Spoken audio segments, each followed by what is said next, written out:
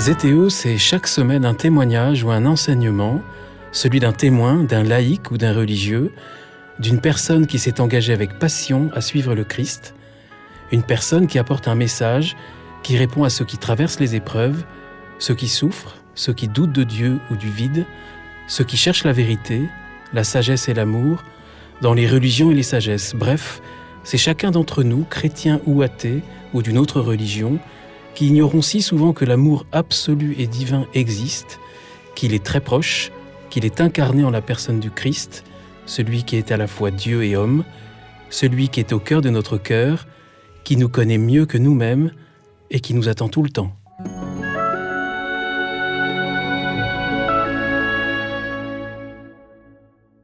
Bonjour chers auditeurs de Zétéo, bienvenue pour un nouvel épisode. Je suis Guillaume Devoux et comme chaque année, nous consacrons des épisodes différents pour le temps de Pentecôte, 2 méditations qui cette fois nous sont offertes par une femme, une religieuse. Sœur Mireille, bonjour. Bonjour. Sœur Mireille, merci d'avoir accepté mon invitation et mon remerciement est aussi l'occasion de rendre un hommage particulier au poète Jean Lavoué qui nous a quittés la semaine dernière.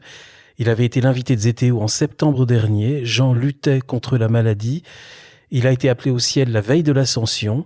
Jean avait offert un témoignage très fort. C'était un des plus beaux épisodes de Zétéo qui me tenait particulièrement à cœur parce que j'ai la conviction du rôle éminent de la poésie. Les poètes sont des prophètes. Jean était un grand prophète et comme tous les artistes, il nous offrait un moyen d'accéder à la vérité, à la bonté par le biais de la beauté. L'acte artistique est aussi essentiel que l'acte religieux.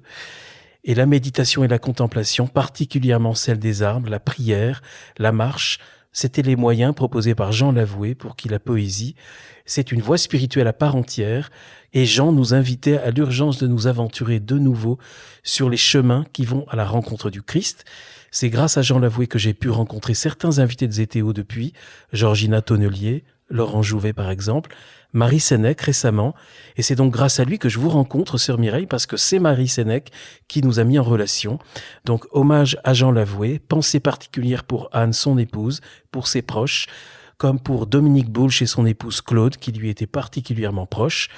Nul doute que là-haut, Jean Lavoué va continuer son œuvre et qu'il va continuer de nous inspirer la vérité, le bien et la beauté. Alors, Sœur Mireille, vous incarnez ce rapprochement entre tous les chrétiens qui était un désir les plus forts de Jean Lavoué. Nous nous retrouvons chez vous, dans la vallée du Lot, une région qui a été marquée par les questions religieuses, une région qui connaît une longue tradition de protestantisme. Oui, depuis la Réforme. Depuis la Réforme. Parce que vous-même appartenez à une famille réformée et vous appartenez à l'ordre religieux des diaconesses de Reuilly, dont vous avez été la supérieure pendant 12 ans. Et vous venez de remettre votre charge il y a quelques jours seulement. Il y a 15 jours. Il y a 15 jours. Et donc là, vous entrez en année sabbatique, dont on se retrouve ici dans vos terres familiales.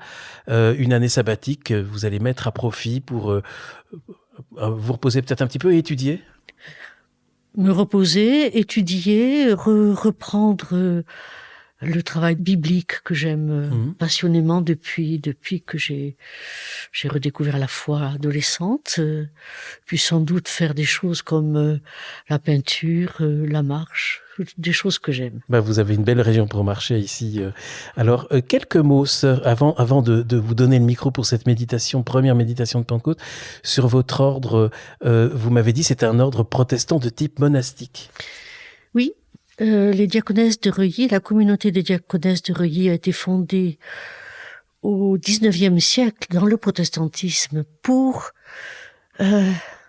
créer un ordre religieux de femmes vivant sous l'obéissance à une supérieure, c'était les mots de l'époque.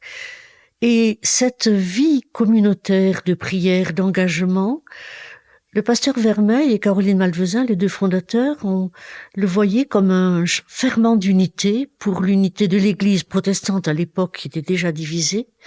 Mais aujourd'hui, ce ferment d'unité, je crois que c'est l'unité de l'être intérieur et l'unité de la rencontre de la communauté, l'unité avec le Christ, et c'est le fondement de la vie monastique qui cherche l'unité dans toute sa dimension. Donc nous avons effectivement les offices, la vie de prière avec la liturgie des heures, une liturgie qui a été créée par nous, mais avec beaucoup d'inspiration de Thésée. On a une vie communautaire avec les 3 engagements, une règle. Et alors la particularité, c'est que cette vie monastique n'est pas cloîtrée, elle est ouverte au monde, c'est-à-dire qu'elle doit répondre à des urgences qui interviennent. Et ça dès la fondation de la communauté. Et aujourd'hui, la communauté est un peu le ferment de la fondation Diaconesse de Reuilly, qui recouvre une 50aine d'établissements, 2000 salariés dans des domaines très divers, la santé, le social, le médico-social, les réfugiés, l'enfance en danger, la pauvreté. Sœur Mireille, c'est une joie pour moi de pouvoir donner le micro à une religieuse, à une femme qui va nous guider pendant ces 2 méditations de Pentecôte qui seront diffusées à partir du dimanche et du lundi de Pentecôte. C'est une joie parce que je pense que beaucoup de chrétiens vont se rendre compte que nous avons des différences, mais que nous avons surtout des choses en commun qui sont encore plus fortes. Donc je vous donne le micro, je vous laisse le micro, je vous donne la parole pour entrer, Sœur Mireille, dans cette première méditation de Pentecôte et qui est consacrée à l'attente de l'Esprit. Merci. Effectivement, il me semble que pour accueillir l'Esprit Saint, il faut d'abord l'attendre. Et je lis cette attente dans les évangiles et dans les actes des apôtres. Pentecôte, c'est la 3e des fêtes chrétiennes, qui a une importance toute particulière, mais une importance qui ne se laisse pas saisir immédiatement. Pour nombre de nos contemporains, cette fête est davantage l'occasion d'un pont supplémentaire dans le mois de mai qui nous achemine vers la fin de l'année. Et pour les chrétiens, il me semble qu'un certain obstacle surgit pour que nous puissions saisir la profondeur de cette fête. Noël et Pâques sont 2 fêtes qui nous font cheminer dans le mystère de la naissance et de la mort et de la résurrection du Christ. Elles nous conduisent à connaître l'incroyable aventure d'un Dieu qui choisit de participer à notre humanité, si indigente soit-elle. Mais alors il s'agit de l'autre, de celui qui vient pour nous, qui devient un vis-à-vis, un frère, une altérité, qui vient me rencontrer. Le compagnonnage du Christ à travers les évangiles constitue déjà une expérience essentielle pour nos vies. Toutefois, une certaine approche uniquement humaniste pourrait se satisfaire de cette mise en pratique des enseignements de l'Évangile. Celui-ci constitue déjà un puissant soutien pour nos vies. Mais alors Pentecôte. Le Christ est remonté auprès du Père. Il siège en Seigneur, clé de voûte d'une nouvelle création. Mais que tout cela est loin. Olivier Messiaen, dans ses petites liturgies, répète inlassablement « Il est parti, le bien-aimé. Il est parti, le bien-aimé. »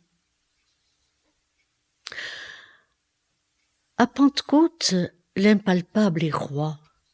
Le vent, les flammes, un dire tout à fait nouveau.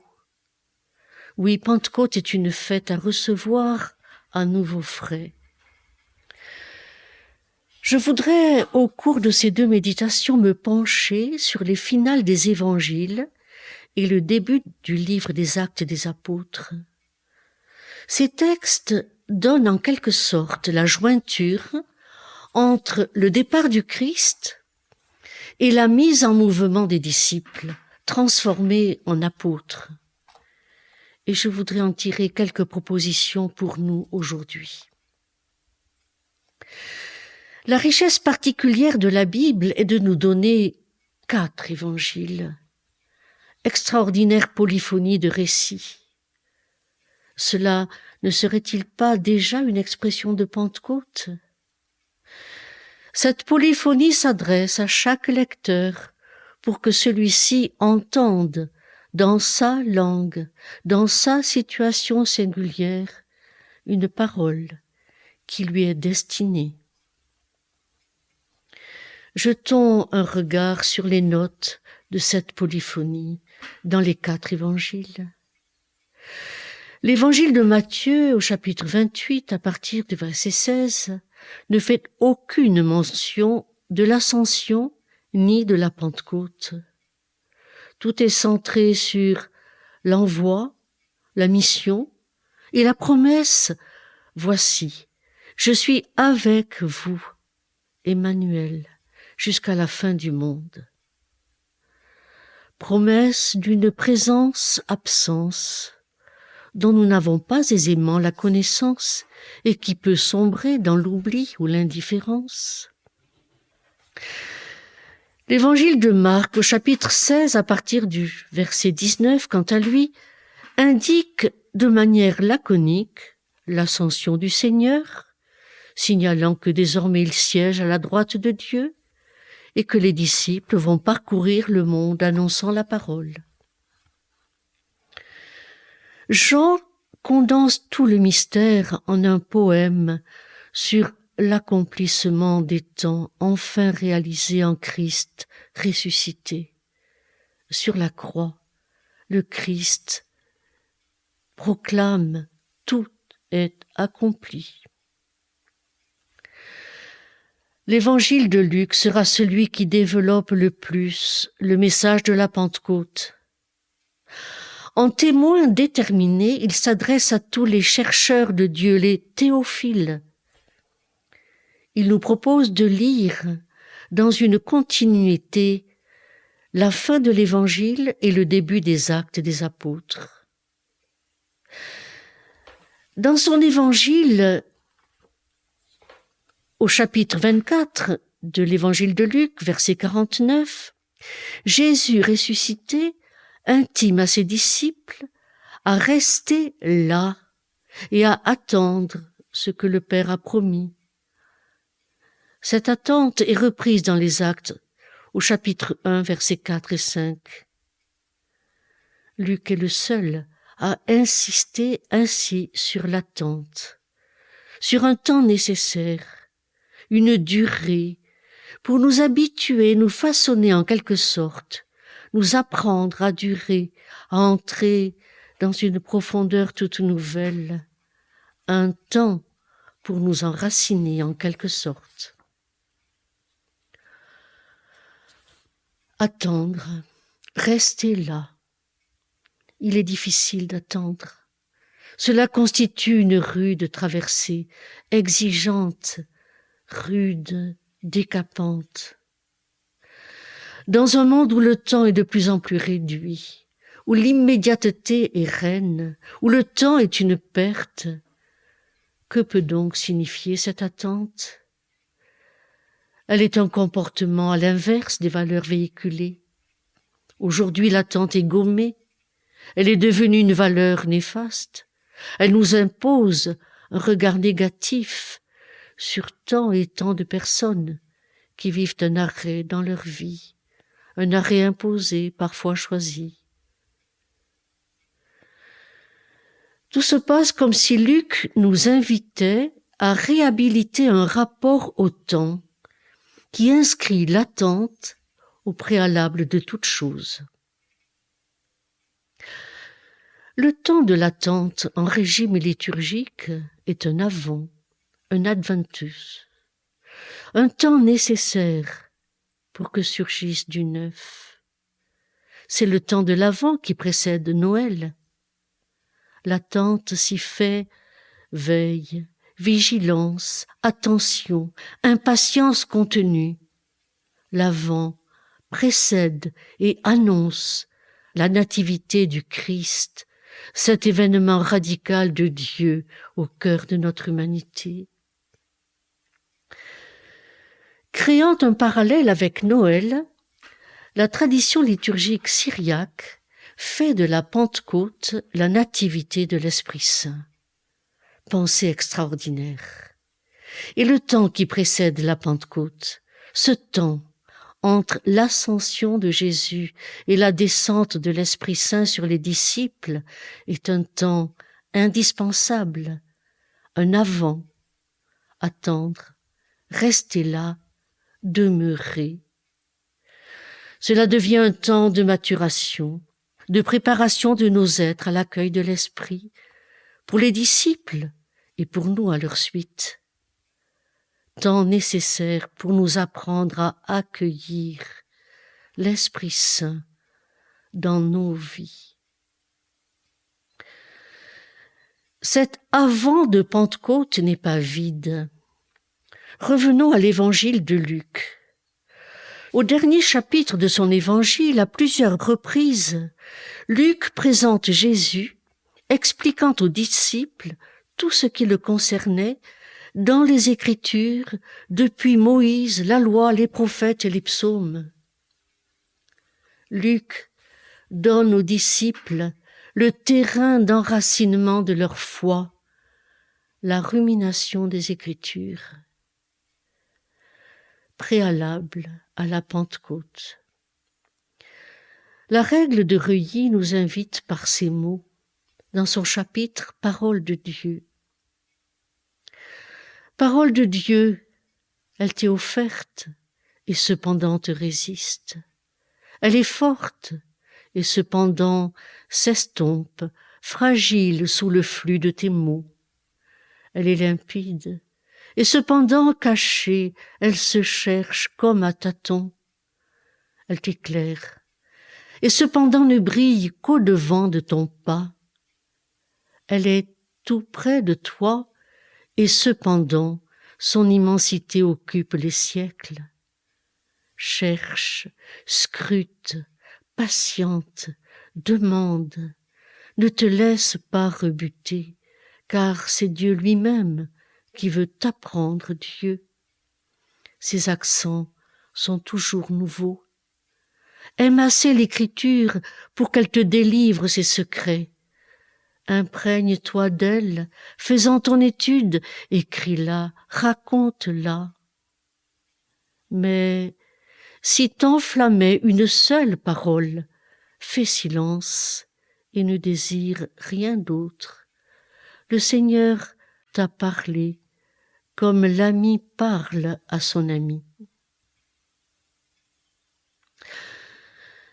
Ainsi attendre, rester là, demeurer, ce serait pour Luc durer avec les Écritures comme une lente, longue maturation pour recevoir cet événement de la Pentecôte.